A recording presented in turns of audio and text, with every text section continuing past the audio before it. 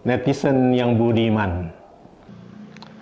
Dalam salam kali ini, kita akan memberi komentar terhadap isu yang lagi heboh terkait Mbak Cinta Laura yang mengatakan bahwa menghafal itu memperburuk IQ.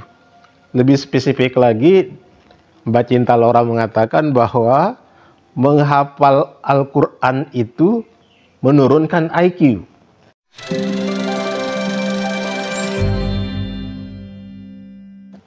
Apa iya ya? Saya belum pernah dengar ya. Di dalam video salam kali ini pun disertakan videonya Mbak Cinta Laura ya. Yang katanya itu kalau kita hanya menghafal saja Al-Quran itu, menurut riset katanya, itu akan bisa menurunkan IQ. Atau dengan kata lain, membuat orang jadi bodoh. Because of the religious education that is often incorporated, not all the time, but often incorporated into most Indonesian education systems, especially like when you think of Islam, especially public schools, and then they teach religion classes, right? You have to memorize these Quranic verses like word by word. They're very good at being told what to do, but they can't figure out how to do shit for their own selves. I hope I can find this study. There is a correlational study that has shown that memorizing a language that you don't understand decreases IQ, which is scary. And I'm not saying don't memorize the Quran, guys. For those of you who are Muslim, if you want to learn about Islam, please, by all means. But my suggestion is, if there is no Indonesian translation, learn Arabic. Habibi! Learn Arabic and then memorize the Quran in Arabic after you understand or after you've learned the language. Because that way you can also understand the Holy Scripture. Ini video kemudian heboh, ya banyak orang yang kemudian protes, dan kalau saya walaupun agak terlambat merespon video ini ya, saya ingin bertanya ke Mbak Cinta Laura, riset mana yang mengatakan bahwa menghafal itu menurunkan IQ? Karena nggak disebut di dalam videonya, saya ingin tahu aja, I'm wondering ya, saya ingin tahu riset mana yang mengatakan bahwa menghafal itu bisa menurunkan IQ. Agama Islam ini agama ilmu, sangat kental tradisi keilmuannya. Karena memang kita manusia ini ya makhluk yang berilmu. Ya kalau kita, karena Mbak Cinta Laura ini juga seorang muslimah, tentu tahu bagaimana kemudian ketika dialog pertama kali antara Allah dengan Nabi Adam dengan malaikat di surga sana, salah satu esensi dialognya itu adalah dialog keilmuan. Dialog ilmu. Wa'allamal Adam al-asma'a kullaha. Ilmu. Allama. Dari kata allama ini lahir kata allama yu'allimu ta'lim. Ta'lim ini artinya ilmu. Education. Pendidikan. Jadi Islam ini sangat sesuai dengan fitrah manusia. Salah satu fitrah manusia itu adalah haus akan informasi. Haus akan ilmu. Karena memang fitrah kita seperti itu. Itulah yang tadi yang saya bacakan di dalam surat Al-Baqarah, surat kedua 31. Wa'allamal Adam al-asma'a kullaha. Kemudian Allah mengajarkan Nabi Adam itu nama-nama. Atau bahasa sekarangnya kita sebut definisi-definisi barangkali. Jadi Islam, fitrah manusia itu mencari ilmu, mencari informasi. Dan tidak mungkin Islam ini bertentangan dengan fitrah manusia. Karenanya ketika kita berbicara ilmu, nggak mungkin lepas dari hafalan. Oke, kita ada understanding, ya, ada pemahaman. Ya, kita harus memahami sesuatu. Tetapi nggak mungkin lah kita tidak menghafal. Ya, pasti kombinasi antara pemahaman dan penghafalan. Walaupun bobotnya tentu berbeda-beda. Tergantung karakteristik ilmunya. Karena manusia ini fitrahnya, sunatullahnya, melekat dalam dirinya sebagai makhluk ilmu. Karenanya ketika ayat pertama yang turun dalam Al-Quran itu ayat ilmu. Kita udah tahu bersama surat Iqra, terkenal sekali ya. A'udzubillahi minasyaitonirrajim. Iqra bismi rabbikal ladzi khalaq. Bacalah. Itu di ayat satunya.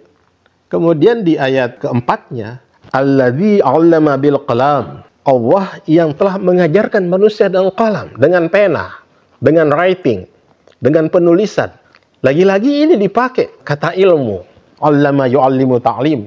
Seperti dialog pertama kali di dalam Al-Quran, dialog surga antara Allah Subhanahu wa Ta'ala dengan Nabi Adam dan para malaikatnya.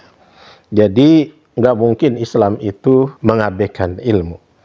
Karenanya ayat pertama ini tentang Iqra wal qalam, tentang membaca dan al-qalam, ya, pena atau penulisan, reading and writing, membaca dan menulis. Bahkan Nabi Muhammad SAW, memang beliau tidak ditakdirkan Allah tidak bisa baca, itu tapi beliau sadar. Dalam buku sirah disebutkan Nabi itu bahkan memiliki sampai 52 orang sekretaris. Karena concern sekali beliau dengan bil qalam ini, dengan pena ini, transfer ilmu dengan pena ini. Karenanya sungguh tidak pas ya kalau kita mengatakan bahwa adik-adik kita yang semangat atau siapapun ya, sekarang ini kan Masya Allah ya, adik-adik kita, remaja-remaja kita atau siapapun yang menghafal Al-Quran itu akan kemudian menyebabkan IQ-nya menurun. Itu nggak benar sama sekali. Karenanya ya kepada Mbak Lora ya, kalau memang ada risetnya bolehlah ditunjukkan ke kita, dan riset pun itu bisa kita diskusikan kembali. Bahkan hari ini agama yang paling pesat di negara barat itu adalah agama Islam yang paling pesat perkembangannya. Salah satu hal yang menyebabkan kenapa agama Islam ini sangat pesat perkembangannya di negara-negara barat, di Eropa, kah itu Perancis, Inggris, Jerman, Italia, dan sebagainya. Salah satunya itu adalah karena mereka kagum dengan orisinalitas Al-Quran, dengan keaslian Al-Quran. Dan salah satu cara untuk menjaga orisinalitas Al-Quran ini adalah dengan cara menghafal. Ini yang tidak dimiliki oleh kitab-kitab agama lain, kitab-kitab suci agama lain. Dan hanya Islam yang tetap terjaga orisinalitasnya, keasliannya sampai hari ini. Karena salah satunya karena kitab yang bisa dihafal di dunia ini cuma Al-Quran. Ya, kita pernah kuliah lah. Kalau kami dulu di ekonomi UI ada buku bahasa Inggris, Lipsy ya, tentang economics ya. Ya, buru-buru kita mau hafal 606 halaman seperti Al-Quran. Hanya satu halaman aja kita nggak bisa hafal. Hanya Al-Quran yang bisa dihafal. Nggak bisa yang lain. Nggak ada. Kalau hari ini puluhan juta orang menghafal Al-Quran. Jadi tentu setuju saya ya, kita ambil positifnya komentar Mbak Cinta Laura ini ya. Kalau kita hanya menghafal saja, tidak kemudian kita lanjutkan dengan ilmu Al-Quran dan ilmu pendukungnya, itu tentu tidak tepat. Karena agama Islam ini adalah agama ilmu. Seperti digambarkan dalam video pertama tadi yang saya kutip, bagaimana dari awal itu dialog pertama di surga itu, Nabi Adam itu adalah dialog keilmuan. Dan hari ini berpuluh-puluh juta, beratus-ratus juta orang masuk Islam di negara-negara barat. Salah satu sebabnya karena mereka kagum terhadap orisinalitas Al-Quran karena bisa dihafal. Dan ini janji dari Allah Subhanahu wa Ta'ala dalam surat Al-Hijrah, surat 15 ayat 9, Inna nahnu nazzalna dzikra wa inna lahu lahafidhun. Sesungguhnya kami yang menurunkan Al-Quran ini dan kami pula yang akan memeliharanya. Inna nahnu nazzalna dzikra. Kami di sini artinya menurut para mufassir adalah melibatkan makhluk-makhluk lain. Dalam konteks Al-Quran ini melibatkan Jibril. Allah turunkan Al-Quran ini kepada Nabi Muhammad, melibatkan malaikat Jibril.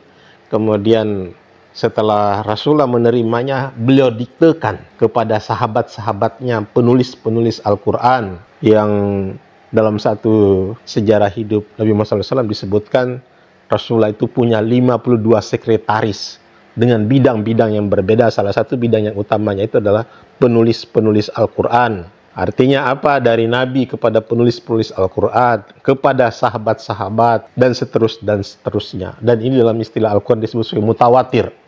Saking banyaknya yang meriwayatkannya sehingga nggak mungkin orang itu berbohong. Karena begitu banyak yang mewariskan, puluhan orang yang mewariskannya, menghafal dengan baik. Jadi Allah janji ini ya, bahwa Al-Quran ini akan dijaga orisinalitasnya, keasliannya. Dari dulu pertama kali diturunkan ya sampai kemudian hari ini ya persis sama seperti dikatakan dalam surat Al-Hijrah surat 15 ayat 9, Inna nahnu nazzalna dzikrah wa inna lahu lahafidun. Nah, kalau kita melihat sepintas bahasa Arab yang dipakai di sini adalah kata hafidho, yahfadhu, hibsun. Lahir kata hafiz, artinya penghafal-penghafal Al-Quran, penjaga-penjaga Al-Quran. Jadi kita perlu banyak hafiz. Kita Indonesia hari ini bisa jadi kita punya jutaan, bahkan barangkali sekitar 10 juta barangkali hafiz di Indonesia. Ya. Tapi kita perlu banyak-banyak lagi, dan itu tentu harus ditambah dengan ilmu-ilmu yang lainnya. Saya setuju dengan Mbak Cinta Laura, ya kita perlu Al-Quran terjemahan, ya. Ya kita tidak cukup hanya membaca Al-Quran dengan bahasa Arab saja, kita perlu terjemahan Al-Quran. Dan isu ini sudah isu lama, sehingga sudah ratusan tahun kita ada terjemahannya. Dan kalau tadi saya sebutkan ada ratusan juta orang di negara-negara barat yang menjadi mualaf, bukan seperti kita muselah, ya istilah saya ini muselah, ya. Muslim sejak lahir, ya, dan mereka itu masuk Islam kalau ditanya mayoritas mengatakan karena mereka membaca terjemahan Al-Quran. Ya mereka tentu belum bisa baca Al-Quran, mereka baru masuk Islam, ya, dan mereka bukanlah penutur asli bahasa Arab, ya. Kekuatan terjemahannya luar biasa. Pada aspek ini saya setuju dengan Mbak Cinta Laura, sehingga kita ini Muslim, keluarga-keluarga Muslim, pendidikan-pendidikan Islam, lembaga-lembaga pendidikan Islam, jangan cuma kita arahkan membaca dalam bahasa Arabnya saja, tapi kita lengkapi dengan terjemahannya. Ini juga masukan yang baik bagi kita, rumah-rumah tahfidz, supaya mereka tidak sekedar menghafal Al-Quran, tetapi juga membaca terjemahan Al-Quran. Bahkan saya menyambut baik anjuran dari Mbak Cinta Laura ini, supaya Muslim itu juga belajar bahasa Arab. Oh, ini keren nih, kalau ini saya setuju, ya. Ini semacam cambuk bagi kita semua Muslim yang musela ini, ya, Muslim sejak lahir ini, supaya kita makin ngerti agama kita. Saya tunggu ya Mbak Cinta Laura, ya, riset mana yang mengatakan bahwa menghafal itu akan memperburuk IQ, ya. Karena tidak ada ilmu di dunia ini yang lepas dari hafalan. Terlepas apapun bobotnya beda-beda. Ada yang lebih besar bobot hafalannya, ada yang kemudian 50-50 hafalannya, ada yang kemudian barangkali hafalannya cuma sekitar 20%, 30%, sisanya adalah understanding, ya, pemahaman, al-faham, ya, pemahaman. Baik, itu aja, ya, yang bisa saya sampaikan. Wallahu a'lam bishawab. Assalamualaikum warahmatullahi wabarakatuh. Salam. Peace.